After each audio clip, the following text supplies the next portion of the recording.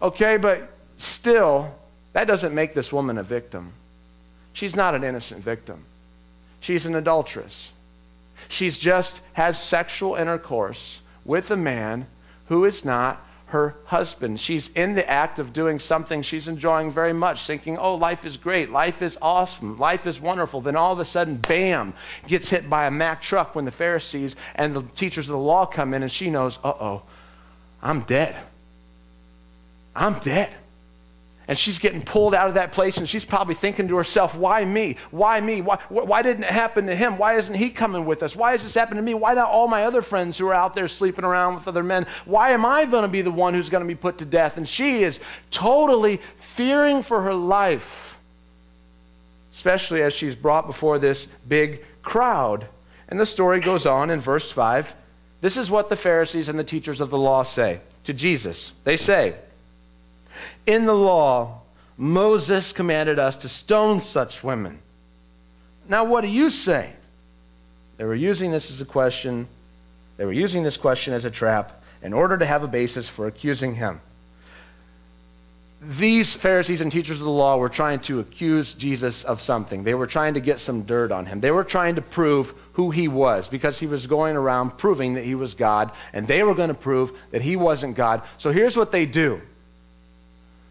They say, here's this woman, the law which God gave us says we're supposed to stone her and kill her. What do you say? Now, the first question may be coming to your mind right now is, does the law really say that? Does God really have it written down in the Old Testament that women who commit adultery, or anyone for that matter, are to be killed? Absolutely. Leviticus chapter 20, verse 10 says this. It's not up there, but listen to it. If a man commits adultery with the wife of his neighbor, both the adulterer and the adulteress shall surely be put to death. And this is one of several times that that's written in the law. In fact, you've all heard of those things called the 10 Commandments. This is one of them. Do not commit adultery. Do not commit adultery. This is a capital offense that God himself instituted. The story goes on. They've asked Jesus, they've put the challenge to him, and here's how Jesus responds.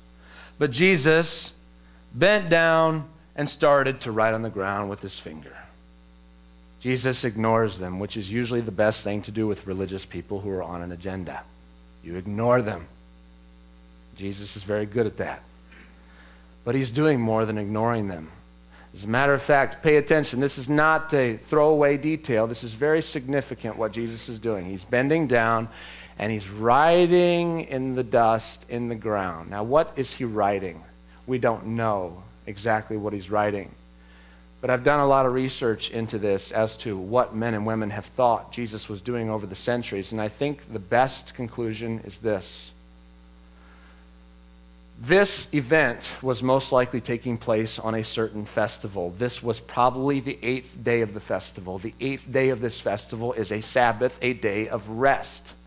In the law, in the written law, it says, do not work on the Sabbath. God himself said that. Now, what's work and what's not work? Well, in order to answer that question, the people got together and created something called an oral law. And they began to say, if you do this, it's work. If you do that, it's not work. This is okay. That's not okay. One of the things they said that you could not do is you cannot write anything on the Sabbath unless you write in the dirt or in the dust.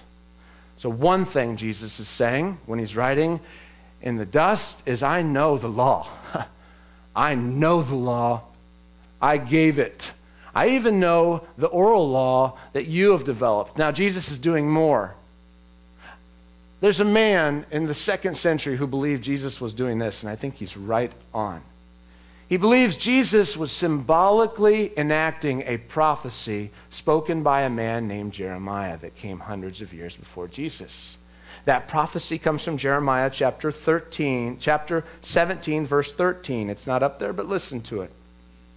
Jeremiah says this, "O Lord, the hope of Israel, all who forsake you shall be put to shame. Those who turn away from you shall be written in the ground."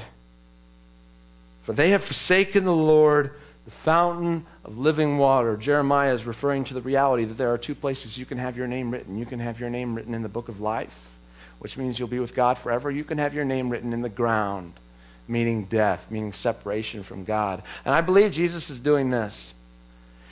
When he's writing in the dust, he's saying to these Pharisees and these teachers of the law, you are not my people.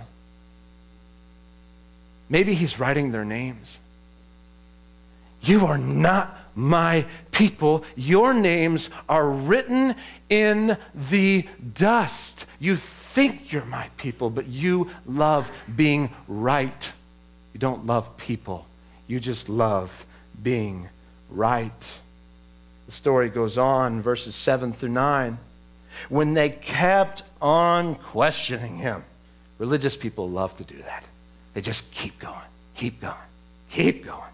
When they kept on questioning him, he straightened up and said to them, let any one of you who is without sin be the first to throw a stone at her. Again, he stooped back down on the ground. Jesus. At this, those who heard began to go away one at a time, the older ones first, until only Jesus was left with the woman standing there.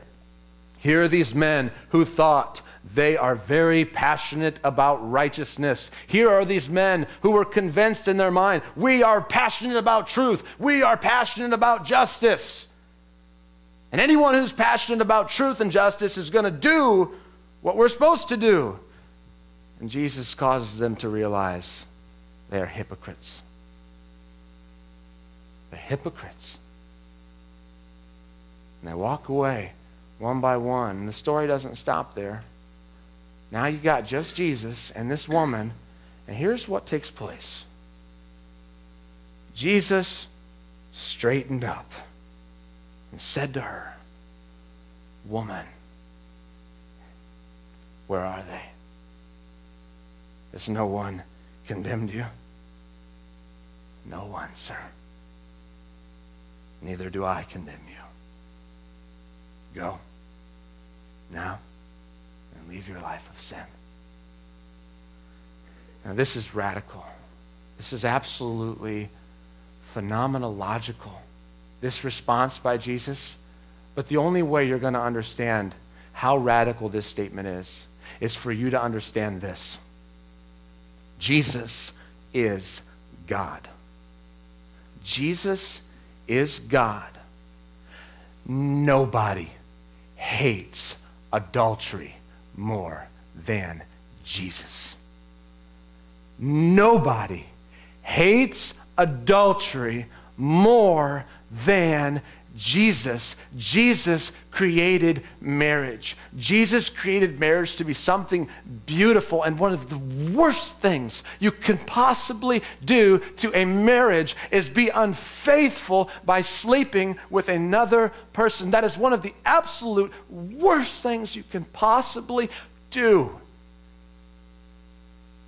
If you were to take all the hatred in the world throughout the last thousands of years, all the hatred toward adultery, and if you were to put it all together in one place, it wouldn't even be a drop in the bucket compared to the hatred that God has for adultery. Now, how does he deal with it? Well, this is what he does. He straightens up, and the very first word that comes out of his mouth is this: woman. Not prostitute. Not you whore. Not you adulteress. But woman. The very same word that Jesus uses for his own mother in John chapter 2. The very same word. Woman. He addresses her with dignity. He addresses her with respect. He addresses her with love. And he goes on, and what takes place is he forgives her.